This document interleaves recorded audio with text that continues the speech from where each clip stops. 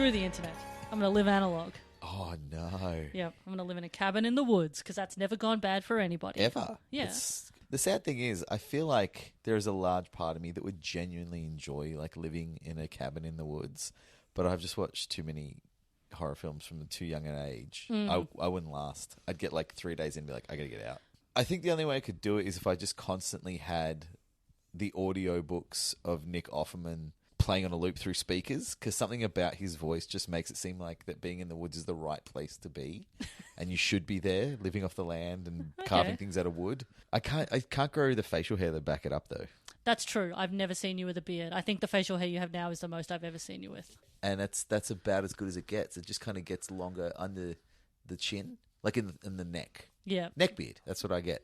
Real bad. Like thick, luscious neck beard and then nothing on the cheeks. You've always had a little baby face. Oh, no, I can't help it. You're just by boy. I can't help being adorable. I'm just a little boy. I can't help looking as young as the day I was born every day. You know what shit, though, is like getting grey hairs before you can grow facial hair. It feels really unfair. Like my hair's going really grey and it's like, oh, no. I'm going to be like pure white and still no facial hair. Well, Angus Brown. Hello. Welcome to Reanimates. Woohoo! Yay! I'm very happy to be on Reanimates. It's been a long time in the making. I think we've been talking about this for a long time, and I kept forgetting to. You would keep saying, "Hey, can you do this time?" And in my brain, I go, "Yeah, I can do that time," and never write back, and then be like, "Oh shit!" Put your phone down, walk away for 9 hours. It's. I blame my children. That's what happened. I blame your children. In my too. brain, I'll go yes, and then my children would be like, "I've fallen down," and I'd go and help them, and I'd forget about more important things. I can't believe you would rather help your children than do my podcast. I wouldn't rather. I'm obligated. I just have to. That's true, yeah. Society says you should. Yeah, I go to jail otherwise. Today we're doing, I don't think it'll be super short, but it is a short episode of a thing we're covering, because it's not even a full episode. It's our Creepshow, which is on Shudder for those who are playing at home. It is on the Australian Shudder. I don't know about the American Shudder. I assume so. I think it's on all of them because it's a Shudder original. I think it's one of the ones they just... Well, there's some things that are on the American Shudder that are not on Australian, which is... There's everything on the American Shudder that's on Australian. The American and the UK one have everything, and we don't. Yeah, we're just in Australia being There's like 37 titles. We like horror movies too. It's a 2019 anthology series based on, obviously, the 1982 film of the same name by Stephen King and George A. Romero. Have you seen the original? Oh, yeah, many times. Both of them. I love them a lot. I think they're really, really good. I have the score on vinyl that I put on a lot and scare my kids.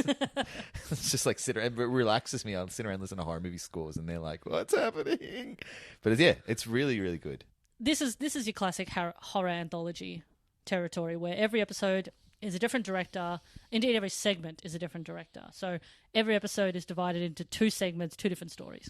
The overall series was produced by Greg Nicotero, who, if you like horror movies, absolutely you would know that name. Huge name in like makeup, special effects guy. Like when you look at his IMDb, he's done everything. Yeah, he's comparable to Rick Baker, I think, in terms of the cool effects that he's done. Walking Dead, Army of Darkness, Night of the Living Dead back in 1985. I mean, yeah, I think his IMDb has something like 185 makeup and special effects credits on it. Hot diggity dog. Yes, he is very prolific. He's worked with Jeff a lot too. He worked on Bride of Reanimator and Masters of Horror and House on Haunted Hill. Holy cow. And also a short that he did called the United Monster Talent Agency, which I'm not going to cover because he's not really in it, but it is out there. It's the best marketing for it because I want to see it based solely on the title. So our segment is called Bad Wolf Down. Don't know if that's a pun on anything. I thought about this a couple of times. I have no reason to back this up, but the first thing I thought of is Black Hawk Down. Because that's a war movie. This is war. Different war, but isn't it? Yeah, yes, different war, but also different themes. Yeah, there's a lot. This is very different to One's most war about movies. PTSD and the failure of the American industrial war machine, and one's about werewolves. Yeah, and I mean, is it really that different, really, when you think about it? Aren't we all werewolves? Yes. Isn't the biggest werewolf of all the American military complex? Nothing. Think about it. Oh, I have. Yep. Yeah. And do you think I'm right? Don't answer it. I don't see how you could be wrong. It's the first segment of episode 2 of season 1, written and directed by Rob Schrab. It's a name I know. Yeah, you would. He's done a lot of different things. He's a writer. He was a writer for the Sarah Silverman Project, Rick and Morty. He also wrote Heat Vision and Jack, which is well known amongst people that care about this sort of thing. It was a very famous failed TV pilot turned TV movie that's developed this cult following, mainly because he wrote it with Dan Harmon, it was directed by Ben Stiller, and it stars Jack Black as an astronaut and Owen Wilson as a talking motorbike. Oh, yes. Yeah. Yes, I am familiar with this. What is not to like about that? How did that fail? Look at some of the dreck that is on every streaming service now. Yep. How has that not been resurrected? Rob Schrab had a lot of nice things to say about Jeffrey. In an interview with Slash Film. They said something like, oh, you know, how cool was it to get Jeffrey Holmes? And he said, oh my God, Jeffrey is in my pantheon of favourite actors. Reanimator, Crawford Tillinghast. I think in The Frighteners, he steals the movie. He's amazing. All of his work with Star Trek. He has such a love of acting, love of theatre, love of performance. He's such a pro and a lovely, lovely man. I put him in the same category as like Peter Cushing, Christopher Lee, Vincent Price. Wow. He's like the next generation of horror actors that when you see his name, you're going to see something really original. So I adore him. And, you know, he talks about how it was like a hugely collaborative experience working with him. And apparently he says that the gloves that he wears in this episode are the same gloves he wore as Milton Dammers in The Frighteners, which is a fun little Easter egg for super fans. My favourite work of Rob's, though, is... He co-wrote Hugh Jackman's opening number from when Hugh Jackman hosted the Oscars in 2009. That's one of the best openings to the Oscars ever. Isn't it? It's the best. One of my favourite jokes ever in the Oscars is when he's doing that opening song and they're going through all the movies and singing out the movies, and then he gets to the reader and he just goes, the reader? I haven't seen the reader. And then he talks about how instead of seeing the reader, he just went to watch Spider-Man for the second time. And it's like, because he doesn't know what the reader's about, he's dancing with a bunch of robots because they're like, I don't know what the movie's about. Which, like, at the time I laughed, and I still laugh thinking about it now, but I was thinking about this like 2 weeks ago. I don't know why, it just popped in my head. What a slap in the face to the people who made the reader. That's the last great Oscars opening, I think, is the Hugh Jackman one. I don't think they've really come back to that heights, and now they don't even have hosts. Yeah.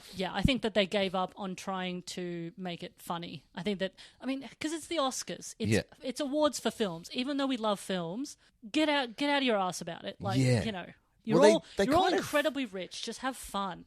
They take themselves so seriously now. It's like not fun. Yeah. And there's a lot of earnestness to it now. I think like they're really like, we're woke, so we won't smile. Anyway, I'll link it on the socials, that Hugh Jackman opening, because it's really funny. Such a great opening. There's a great bit with him and Anne Hathaway. It's super funny. Anyway, Schrab has also directed heaps of stuff like Community, Mystery Science Theater 3000, and The Mindy Project. He also directed something, and this is just based on the title, I'm going by this, but it's called Cops Come Dicks and Flying.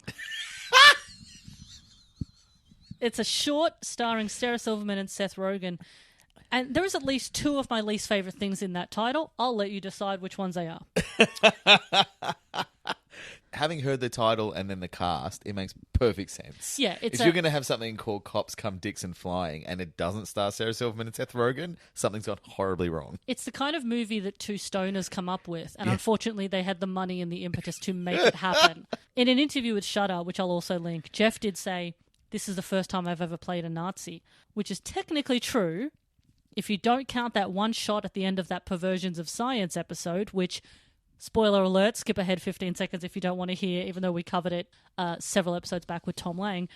It turns out he's Hitler at the end. He's a great look for Hitler. I'm surprised he hasn't found a niche as Hitler. Like Damien Walsh. Howling, is that his name? Or am I getting it wrong? The guy who played Manson in Once Upon a Time in Hollywood. And he, at the exact same time, he was also filming a TV series where he played Charles Manson. Because he looks exactly like Charles Manson. And he was like, yeah, I'm just going to go with this.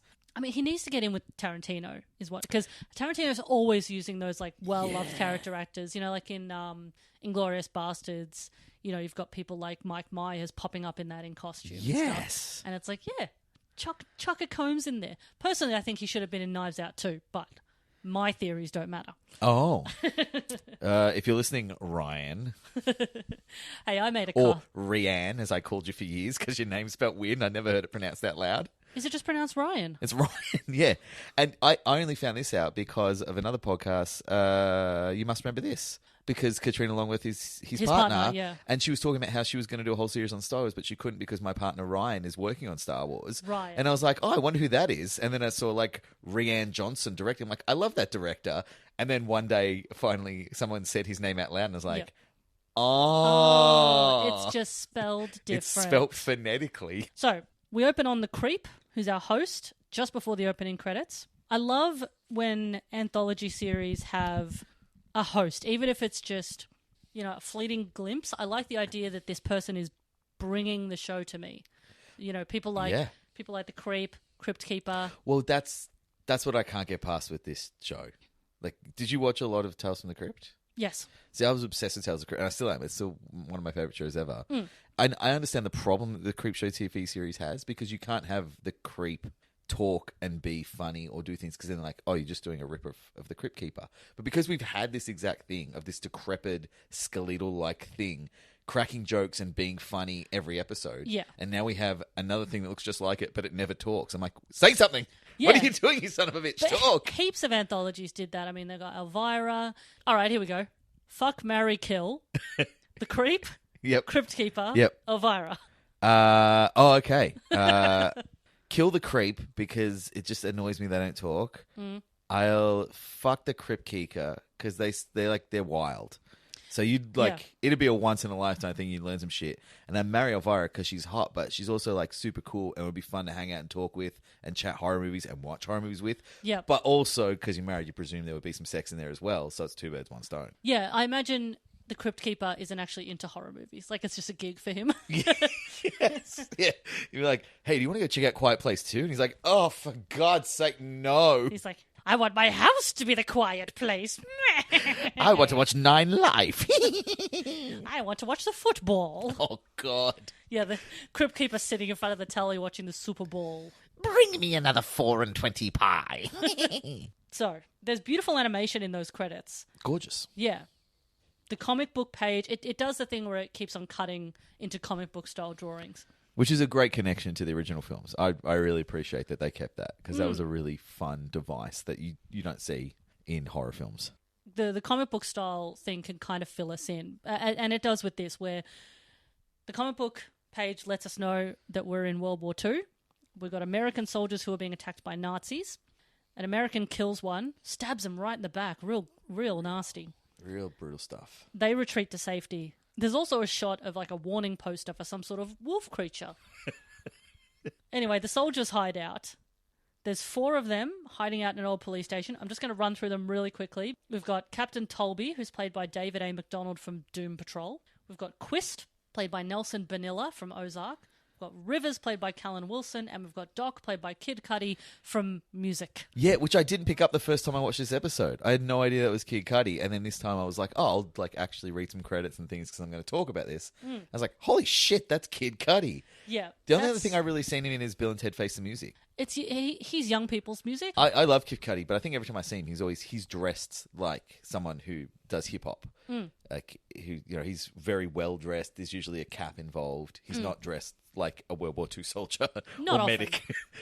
Yeah, and so I watched that, and then I like had flashbacks to watching him in Bill and Ted Face the Music, and I was like, because I was like really high on painkillers when I watched that movie and cried a lot because I just got the vasectomy, and then I came home and took all these painkillers, and then I was watching it. It's about like fathers and daughters, and Jess had taken my kids away for the weekend. A lot of realizing my own emotions and mortality coming in. That's fair. I think any movie would have made you feel feelings at that point. Well, here's some trivia from IMDb. So the names of the American soldiers reference names from werewolves in film.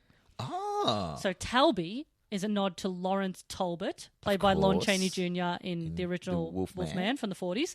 Quist is a reference to Robert Picardo's character Eddie Quist in The Howling. Rivers is an homage to Michael Landon's role as Tony Rivers in I Was a Teenage Werewolf from the 50s. And Doc refers to the character Doc, played by Stephen Rea in Werewolf the Beast Among Us.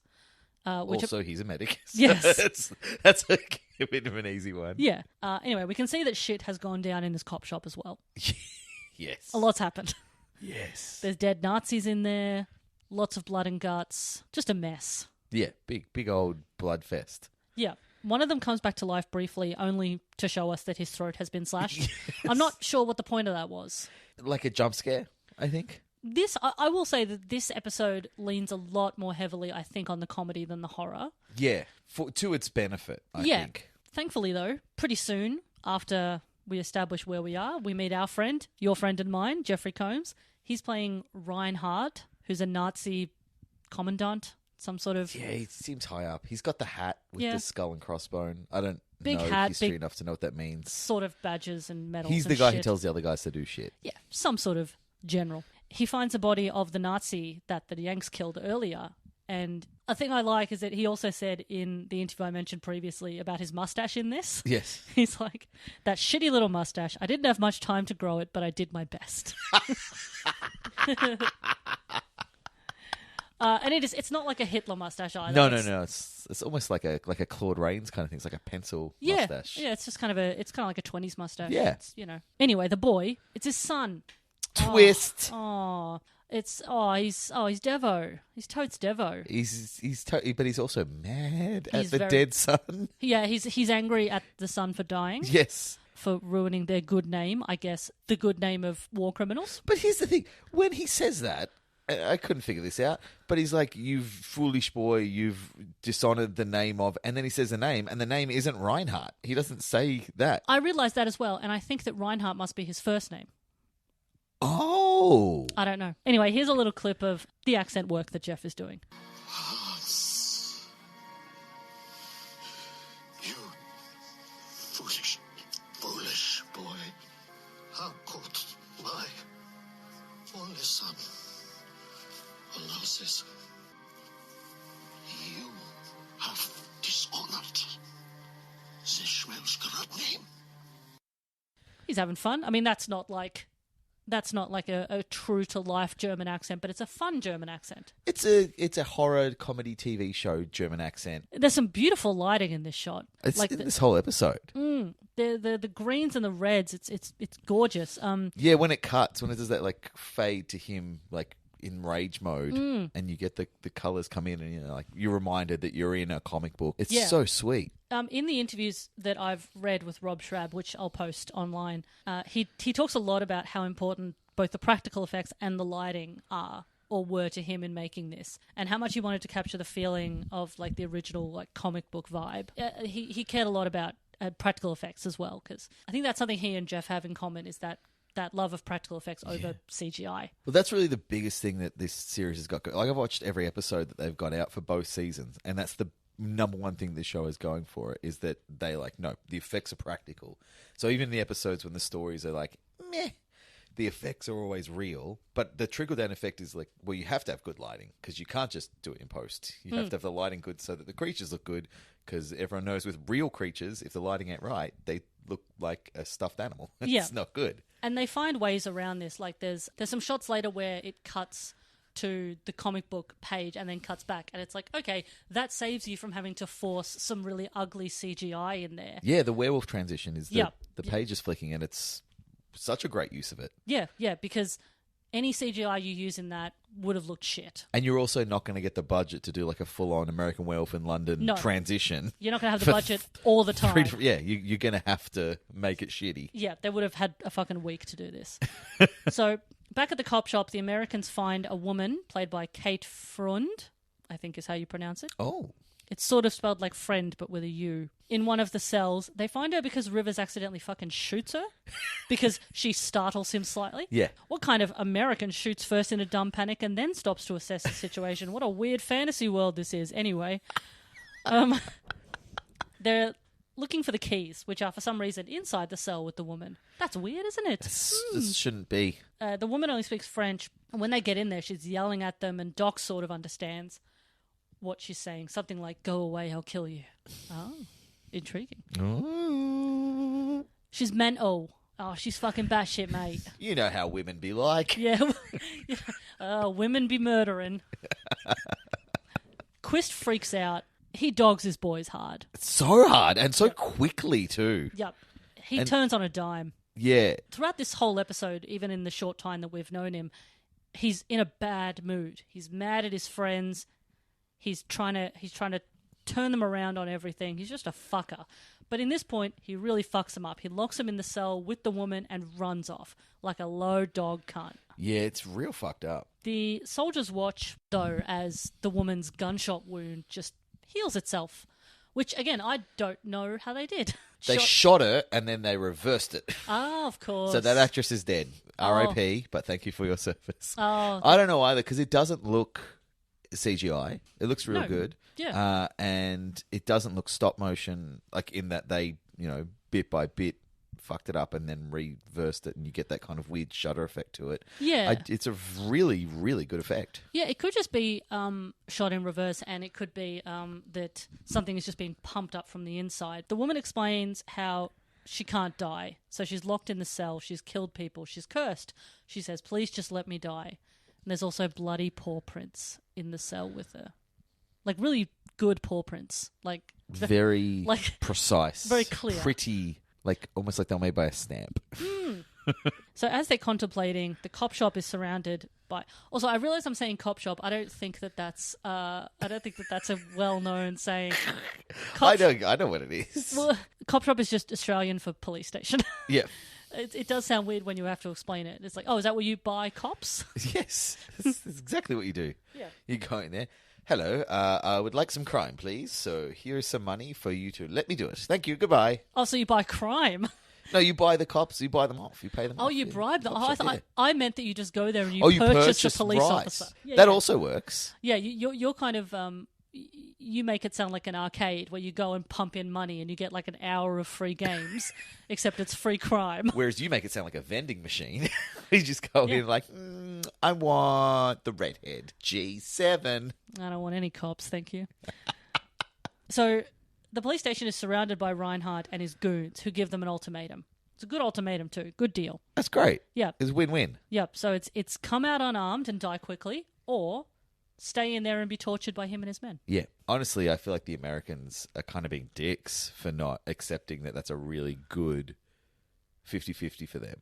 He didn't even they didn't even consider the deal. It's like, Yeah, they don't talk amongst themselves whatsoever. yeah, it's like, Come on. But they do come up with an ingenious plan, because even though the woman has just mentioned how soul destroying this curse is, how she's killed innocent people and only wishes for the sweet release of death, they're like, well, there's an option. Let's get werewolved. Yeah, right after she swallows a silver cross from Doc Yes, yes. So to kill herself. that's that they figure out that that's why she was attacking him, because To get his cross. Yep, she 'Cause wanted the it's cross so she silver. could eat it. So she could eat it and die. I've never seen that in any werewolf lore. No, that's a good new way for a werewolf to try and kill themselves. Well, I guess it's the same principle as a silver bullet. Yeah. It is silver entering the body. If silver kills them, but they're werewolves and they're like I would imagine if you were going to have a small amount of silver and ingest it, like the werewolf part of your body would take over and try to like Hulk out to rip it out or like be super strong because and it's like power shit it out and then heal because they just sort of Like a dog, yeah. Yeah, they can get healed by being shot and then just like I'm fixed. So surely they'd be like, oh, I ate this, so I'm just gonna like power shit it out or spew it out or do something to get rid of it. Because I will say that werewolves are not my top tier favorite horror monster. In werewolf lore, does a silver bullet kill you and your werewolf form, or does it turn you back into a human and stops you being a werewolf? You know what? I don't know that I've ever seen a werewolf film where that is specified. I feel like in the silver bullet thing is like old days werewolf. I don't think that happens much in newer werewolf films. But old days werewolf, I think it just killed everyone. Because I'm pretty sure that's what happened to Larry Talbot in the original Wolfman. Is it silver bullet and it takes him out, even though he dies in that movie and then came back to make like 6 more Wolfman movies. But They just love Lon Chaney. They love that guy. Yeah, and he's not a good actor. I'm going to tell him you said it. Yeah, come get me, Lonnie J. Yep, Little Lonnie Jr. What are you going to do? The ghost of Lon Chaney's going to haunt your lovely home. Are you happy about that? You have children who live here. They can take him. He's weak sauce, bro. He's no Bela Lugosi. Nobody I is. don't know that I've ever known it specified that the silver bullet kills the curse or both. I imagine it kills both of you. Yeah. Like, I imagine that the whole thing is you can shoot a werewolf with a normal gun, it bounces off, or they just like pop it out. But if it's a silver, for some reason, that's never specified. Yeah, a silver bullet would kill the werewolf, and then just any bullet will kill you as a human. So Worst of both worlds, really. Anyway, write in if you know. P.O. Box 11477. Crow's Nest. Lock Yeah. bag. Thankfully, it is a full moon that very night, and it is literally a few minutes till sundown. So, good timing, gang. Yeah. Reinhardt and his goons, they don gas masks and they chuck smoke bombs into the police station. The men start to charge, and there's some great makeup and costuming, even though you don't see much of the transformation because it's all in the pages of the comic book. But the after effects of... Because they're all also different types of wolves. Because I quite like that. I like that in werewolf movies that not every werewolf looks exactly the same because not every person or animal looks the same. It makes sense to be different. The Sarge, he turns into like mega, like he's friggin' huge with giant ears. Yeah. And then the other guy turns into like a pretty tough looking the other guy turns into like a wolf looking werewolf. The Sarge turns into like a man looking werewolf. Yes, I noticed that. And then Doc turns into like a wolf, like a dog wolf. Yeah. I was wondering why they all looked so different because, yeah, one of them, as you said, definitely looks like a man wolf. Yes. As in a man that is in the process of becoming Well, yeah, a the wolf. Sarge looks like he's got prosthetics on his human face. Yeah, whereas But another then- one just looks like a really tall dog. Yeah, and he's got a full headpiece. Like, there's no human... It's a snout. There's no human features. He's obviously wearing, like, a full headpiece mask that articulates really well with the jaw and the eyes. Yeah, well, I think that maybe the difference would have been that the people who were man-wolves would have been prosthetics and the tall dog would have been like an animatronic. Oh, yeah, that's probably true. Yeah. When Reinhardt sees the soldiers as werewolves, total bloody battle ensues. There's some more beautiful lighting and fun practical effects in this scene. An amazing decapitation to Yep. kick things off. So good. So funny, but also gruesome. Like, perfect balance of horror comedy. My favourite sweet spot of that stuff. Beautiful, clean decapitation. Yeah. There's also a beautiful shot of one of the wolves just like looming over Reinhardt. I think that's the more dog wolf guy. Yeah. The wolf, this was one of the few things that I took issue with. So in this bit, this is when Reinhardt dies. Yep. The wolf kind of sticks his hand into Reinhardt's mouth Yep. and he rips something out or off, but it's not clear what there is because there's no after shot of Jeff there. Which I really wanted. So I rewatched that moment a couple of times. I think what has happened is the werewolf like sticks his hand or his hand paw in, and what he rips off is the lower jaw. So I think that's what you're getting off. But it looks like it, because I had to check it a few times, because it looked like at first he's putting his whole like fist in. He's going down the throat to get like Yeah, and that's what I thought was entrails. happening, yeah. But when I looked the other time, it's not really clear where the thumb is, and I'm pretty sure he's like, I know the listeners can't see what I'm doing, but like putting the four fingers in the mouth and the thumb underneath, and then ripping off the lower jaw. You look like you're putting yourself into a saw trap. Yeah. Especially because what he rips off is very fleshy. Like, it's not Yes. particularly bloody like guts would be. No, but I'm presuming it's a budget thing, but I wish they had a really cool after shot, especially because they set him up as the big bad. And the rule in horror films is like the worse the guy, the worse the death, and you get to see it. They're Like supposed to something suffer. really bad happens to them. Yeah. And not seeing a jawless or just like dismembered or eviscerated Reinhardt, I think cheats the audience a bit. Yeah, like, especially because, you know, they had the shot earlier of the dead Nazi in the cop shop, you know, with all of the slit throat and all that. It's like, I feel like you still could have done it. Like, the scene. Maybe Jeff said no. Maybe like, we got this really good. He's like, I don't want to sit in prosthetics for 7 hours. No. I don't know. Do it with a shadow. I'm Jeff. No. I don't need this. Jeff is game. He'd be up for anything. I reckon it must have just been a time or a budget thing. But it's the only part that I was a bit disappointed in because it cuts straight from the wolf kind of throwing whatever it was that he had away, and then we cut straight to the forest, I think, to Quist. Quist is back. He's back running again. He's running through the forest. He has fucked himself over like a dickhead. Yep. He's struggling on his own. He passes out in the woods, and when he wakes up, Talby is there, sitting menacingly watching him, much like a dog would do. Mm-hmm. Quist realizes he's missing a leg and there's blood everywhere. And an arm. And an arm. Yeah, see, I was trying to work out if I had missed something because I couldn't work out if Talby had done that. No. He runs into a minefield. Yeah, okay, because I saw him running and he's struggling. Yeah. And then I saw him lying down. And maybe I blinked and missed a shot. Yeah, where- so there's an explosion sound. and then the camera pans down, and it's like Aktun minefield, and then there's a little sign that tells you it's a minefield. Oh, okay. I missed the minefield sign. Yeah. Oh, and okay. and the kaboom. Also good practical effects, like Oh, yeah, it looks great. just enough to be like, where is his leg and arm? Oh, I don't know what they've done with the real bits. Interesting. I presume again they just cut them off like they shot the woman. Yeah. Yeah. Quist is very repentant and apologetic. He's really changed his tune now. It's amazing what getting Yeah. blown up by a landmine will do for your attitude. I've got all this clarity now. Talby says, "It's like you said, Sergeant. War changes a man." Oh, it's a good line. It's a good line. It's a good line before I think you're about to kill someone.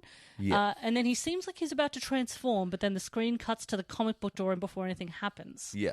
So, again, that's one of those times when I kind of wanted just a bit extra there. Even in the comic book, just show us him as a wolf in the comic book. Yeah, because at least then I know, okay, Yeah. he's going to kill him. Yeah, it is a weird, like, he makes like a weird kind of grimacy face, and then they replicate that in the comic. Like, you could have, like, flicked the page and he's a wolf now. You don't need to see the same grimacy face again, especially when it's your final shot. Yeah, it just does the freeze frame on him kind of grimacing. Yeah. And then, so we have to assume that he killed Oh, he Quist and definitely ate kills him. Quist and ate Yeah. him. But yeah, that's literally the last scene of the segment is him on the grimace in the comic book. Which again, it's like you've already done the transformation, just put another one in there, just a little drawing. Anyway, I'm not going to tell you how to do your job, even though that's kind of the point of this podcast. Definitely going to tell you. I'm a fan of films, and that makes me an expert. I've watched a few in my day. I think I know how they should be made. So yeah, that's the end of that segment. Yeah. It's very short because I think that It's like 19 and a half minutes. yeah, because I think the whole episode only goes for 40-something minutes. So I think both segments are about the same. Yeah. I think so far they've only done one episode where the whole episode is the 40 minutes. Oh, And who got that? Surely you save that for a Joe Dante or something. I can't remember who directed it. The actor is Justin Long. Oh, okay. Look, And I like him. He's no Jeffrey Combs, Do but you, he's do quite you good. like the film Horror Express with Cushing and Lee on the train? Yes. Yeah, so this whole episode, it's the last episode they've released of season 2. This whole episode is Justin Long has created this machine that's like it's like a streaming service, but you like lock yourself in it and you get put in whatever you're watching, and you get to be a part of the movie or the TV show. Like, you get to walk around in it and be a character. Ooh. And the movie That he's sounds obsessed horrible. with. Yeah, the movie he's obsessed with is Horror Express. So he keeps like going to Horror Express, and it's really, really, really good editing because they're not like recreating with actors who look like Lee and Cushing. Like, they've got Horror Express, and then they've got Justin Long in it, and he's interacting with what they did and talking to them, responding, and the characters in the movie can see him. So sometimes they've replaced a character from the movie with Justin Long, and he's talking to Peter Cushing or something. Interesting. And it's pretty seamless. I was really impressed. Only problem with it is it's a great idea, and that's about it. Like, it doesn't really go anywhere, Sometimes that's a problem with but it goes for anthologies. 40 minutes. Sometimes so that's a problem with anthologies, though. it feels like it has to go somewhere, and then just doesn't.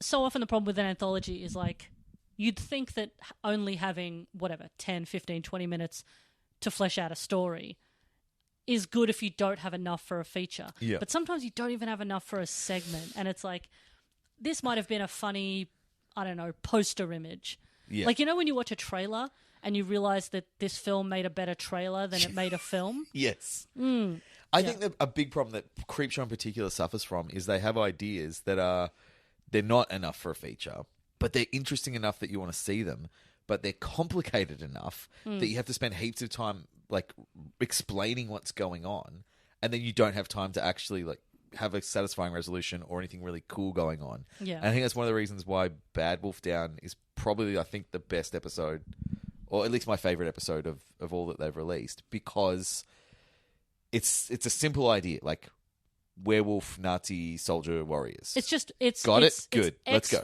X versus Y. Yeah. Yep. And there's enough story that you care about the characters. There's enough action that you feel like you're getting something. There's enough gore you feel like you're watching horror. It's just the ending is just like, just like 10 more seconds. The ending could have been great. Yeah. And seeing what happened to the bad guy would be just mwah. And maybe like just a hint of death from the girl. Like, she doesn't even scream when she swallows the silver. And also, she's in human mode. And at the end, the guy looks like he can kind of control. So can these werewolves control when they turn into wolves? And if so, why does the full moon matter at all? And if you can control when you turn into a wolf, why are you killing, murdering children? Because you're controlling when you turn into a wolf. So just don't be a wolf. Yeah, don't be a wolf when you're around children, yeah. There's some logic holes. Well, yeah, because surely the point of the werewolf mythology, at the very heart of it, is that you can't control it. Yes. You turn into a It's the wolf beast when within. it's the full moon, yeah. It's man versus man. You can't control the darkness within yourself. Eventually it will come out. Yeah, or, in the case of something like ginger snaps, it's getting your period. Yes. That will always lead to werewolves. Yep. Female puberty is basically lycanthropy. Yes. And having gone through it myself, not that different. A lot of hair, a lot of blood. It's very similar. A lot of dramatic transformation at night. You killed a few boys. It's happened to the best of us. Yeah. Look, we've all been there, right, ladies?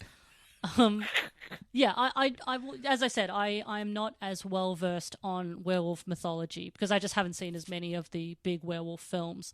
Not compared to something like vampires. I also think that there's generally less werewolves in popular horror culture than there are like vampires or stuff like that. They're not as up there. No, it's hard to do. But just like the vampires, like each world has its own rules. Like some vampire movies, the vampires laugh about how garlic's meant to stop them. They're like, oh, garlic, that old rumor. And then in other movies, like garlic will fuck them up. And I think with werewolves, it's like sometimes the full moon is everything. Sometimes once you're bitten, that's it. Like you kind of transform. I don't know, like in an American Werewolf in London, it's all about the moon. In an American Werewolf in Paris, they create a serum they inject with themselves with to turn them into wolves whenever they want. Maybe it's like Teen Wolf rules, where you can just wolf out whenever you please. Yeah. Whenever it's handy if you need to play basketball. And I think the problem is there's no werewolf commissioner. We need to elect a werewolf commissioner who lays down a set of very clear and consistent rules for werewolf films and television series. So you're saying we need a werewolf ombudsman? Yes, immediately, preferably. Ombuds dog. I mean, no, you can always tell when the show has reached its zenith and you can't do any more episodes because you're never going to do a better joke than that. That's it. Yep. Lisa throws down the microphone, leaves the house. She's not even wearing shoes. Either you never record another episode or you hold this episode until you're done and then you're like, here's the final episode and I know I'm ending on a high because I made that joke. He's going to have Google alerts on eventually. Eventually he's going to get people and those people are going to book Google alerts. And so he's going to be like, somebody just put up something about that movie I did in 82 that no one saw, and he'll click on it and be like, what the hell? And then he'll listen to the podcast and be like, wow. I don't think he did a movie in 82. See, even that, the fact that you know. The fact that you know. Well, because Frightmare was 83. That was his first named role. I think maybe Man with Two Brains might have been 82. I'm not very good with years. He was in Man with Two Brains. Yes, he played Dr. Jones. He's the doctor that shaves her pubic hair when he's prepping her for surgery. Oh, he is. I do remember that because I recently rewatched that film and I was like, who that guy? Who that guy? Who is that guy? And who's that adorable little scamp? And I was like, oh, that guy. Who's that little baby man? Yeah. Yeah, he's great. And that's the thing. Tiny little role makes a meal out of it. Well, he's doing great. That's what he does with this. And there's another film that he's in that we were talking about in this that I won't say because you'll probably cover another episode. Absolutely but will. He does something in that film and in this episode that I love about him where he's like on screen for precious little time, but he takes it and he's like, I know everything about this character. I know exactly what this character is going to do. And when this episode or film ends, people will remember this because I know exactly how I'm going to control this scene. And he does it. I think my favorite example of him doing it is The Frighteners. I think that's where he really shines in. Okay, I'm not the lead, but I am going to be the thing you remember. It's a tour de force, that movie. It's insanely good. Yep. And I actually probably almost prefer it to Reanimator. I definitely do. Yep. I 100% do. In terms of his role, yeah. I think it's also because that was the first one that got me into it back when I was a kid. Because I definitely saw Frighteners before Reanimator. I didn't see Reanimator till I was an adult. I saw Frighteners when I was 13. Yeah. I think you kind of had to, if you're our age, because Michael J. Fox is in it. And loved Michael J. Fox. You just had to see whatever he's in. That was, big fan. It was the rule. He is so good at making characters his own. And I think that one of the things that really helps is when he's on board with a really good director, because and he both of them talk about this, but him and Peter Jackson had a really good relationship on that movie. I can see why. Peter Jackson was the super same world. Yeah, Peter Jackson was super supportive. He was obviously a big fan of Reanimator as well, so he respected Jeffrey's work. And yeah, all the films, you can tell the difference between when he's being supported by a really good director and when he's not. And it does make all the difference. It's why him and Stuart Gordon have always had such a good working relationship, because those two were in love with each other and hugely respectful of each other, and that always came out on the screen. Yeah, and I think he definitely got that in this, because whenever he's on the camera, like, not only does he dominate the scene, but the camera is in love with him. It's like, no, let's just let Jeff do whatever he's doing, and but the whole scene will build around that. And he doesn't have to do much. Like, he's just great. Like, he's got that sneer when he's abusing his dead son, and he's got that pompous jerkery about him when he's telling them to come out and be killed. You're like, this is great. Oh, I will say, this also isn't, I realise now, the first time he played a German either. So he plays a German in a Beethoven film that he did, which I'm also going to cover eventually. The dog or the composer? The dog. Okay. Yeah. He plays a German in not the original, not the Charles No, Grodin it was a recent. It was a recent Beethoven film. I forget the title of it, weirdly, but Beethoven's 99th. Beethoven's Big Day Out. But it was So he plays the villain. Obviously, you cast a German in a movie, he's going to be a villain. It's a kids' movie, obviously, because it's a Beethoven movie, and he's got such a great face for kid movies. Has he done many kids' movies? No, he's done. That's the only kids movie I can think of off the top of my head. Wow. He's done a lot of animated kid stuff he's as a got voice great actor. Voice. But yeah, I think that's the only kids movie he's done. Got such like a great slapsticky kids. Like, I'm amazed in the 90s he didn't reemerge. You know how like Christopher Lloyd started popping up as like the goofball villain in some kids movies, and just that grin and expressive. Yeah, he's very good at towing the line between endearing and menacing. Especially in like early horror movies that he did, because like that's the heart of Herbert West, really. Yes, very much. Like, why do we like this guy? He's and he gets better as it goes. I think like he really nails it in Bride. Yeah, I think in Bride, like, he really nails that. In the first Reanimator, he's kind of just mostly a dick. Yeah, but in the second one, it's like, I know I like this dick. There's something a bit more going on. No, he's more in love with Dan in the second one, Yeah. They've had some time to live together, really explore their relationship. It's fun. Yeah, but yeah, I would put this, even though obviously, it's in terms of screen time, not a huge meaty role. I think he's having a lot of fun with it, and that's what I care about. I care that he's enjoying himself. Well, I would go on percentages. Like, yes, it's a short thing, but in the percentage of the 19 and a half minutes that he's on screen, it's a decent amount. And in the impact he has with the percentage he's got, like, he does better than anyone else. He does some great face work. Big fan of some of the faces in this. His face is like, look at me. Yeah. Look at what I'm doing. Yeah, I know that. Shut up and watch. I know that a lot of the times the term chewing up the scenery is used as an insult. Like, people use that to say that like an actor is like doing too much. Yeah. But I only ever use that kind of as a compliment, because I think that that's, when you're doing it well, it is so much fun. And yeah, I always think of Jack Nicholson when I think of like someone saying chewing the scenery, like him in The Shining. It's like, he is not acting in a normal way. Yeah, you can't take your eyes off this person. But it's so incredible. And I think that's definitely in this, that's Jeff, and probably most things that I think. I mean, Frighteners and things like that. It's like, yeah, he's a beast. He's hugely engaging. All right, Angus Brown, anything to plug? Oh, what am I don't know when this comes out. I'm doing a Fringe show. If you live in Melbourne, go see it. What's your Fringe show? It's called Golden Delicious. It's partly about apples. I would hope so. There's apple content in there. It's not just a story about your lovely smile. No, it's a large part of it is about one time when my dad tried to kidnap me, but then didn't. It's like it's a big show. It takes a long time to explain. It's a very complicated story. I would hope so. I would hope there's more to it than that. But I also have a podcast called Sequels Suck that you can listen to that talks about sequels and remakes, and not necessarily about them sucking. So it's just a name. It's a line from Scream 2. But yeah, it's good. We have a lot of fun, and we have a super awesome episode coming out soon about Scream 2. So, I know. Cool. People like sequels, isn't that? And we have spoken about a sequel that involves your main man, Jeff. Oh. Just worlds collide. Interweaving of worlds. Every podcast should involve Jeff in some capacity. That's why I'm doing this. It's for the good of humanity, Gus. Instagram and Twitter. Facebook, I don't know. I'm bored with Facebook. Yeah, me too. Instagram and Twitter are both at Gus Brown. Gus. Gus, yeah. Like the hungry little mouse. Yeah, it's Gus, like the Hungry Mouse, because I thought someone had taken Gus Brown and Angus Brown when I was setting up my Twitter, and it turns out I was just setting it up wrong, and I could have had Angus Brown, but I was just pushing the wrong button. You're shitting on your own brand, and mate. then it's too late. Now it's just Gus, and then when I started Instagram, I'm like, we'll just do the same thing. Well, synchronicity is good, and in the name of synchronicity, I'm going to do the same outro I do every time, which is... Follow Reanimates Podcast on Twitter and Instagram at ReanimatesPod. And I'm on Tumblr, which is, I think, just Reanimates Podcast. Tumblr's fun. Get on there.